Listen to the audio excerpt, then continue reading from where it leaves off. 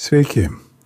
Šiame trumpame video parodysiu, kaip pigią kinišką sulankstomą taburetę galima pritaikyti mažai natiurmortų pastatymo dėžei. Tokia natiurmortų apšvietimo dėžė patogi tuo, kad jos nereikia laikyti kaip pastovios konstrukcijos. Nebenaudojant ją, galima vėl grąžinti į taburetės būseną arba, kaip mano atveju, tiesiog sulankstyti ir padėti į šalį. Didelis privalumas – dėžės vidus padengtas medžiaga, kuri beveik visiškai sugeria šviesą. Tai padeda geriau kontroliuoti apšvietimą ir išvengti nereikalingų atspindžių. Žinoma, yra ir nedidelis trūkumas – matmenys nėra dideli. Bet mažai natiurmorto kompozicijai, studijai ar greitam eskizui toks sprendimas visai patogus. Kartais geras studijinis įrankis nebūtinai turi būti brangus. Užtenka šiek tiek fantazijos, kelių paprastų detalių ir pigus daiktas tampa visai naudinga tapybos ar piešimo priemonė.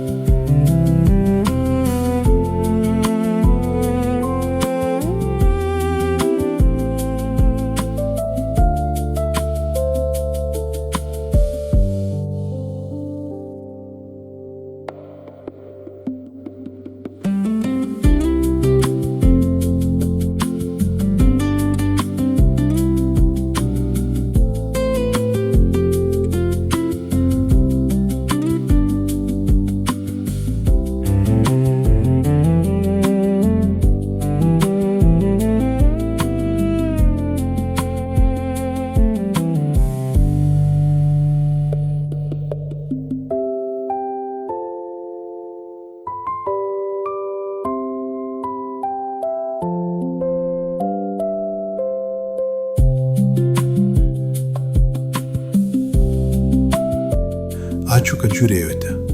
Tikiuosi, kam nors ši idėja bus naudinga. Iki kito karto.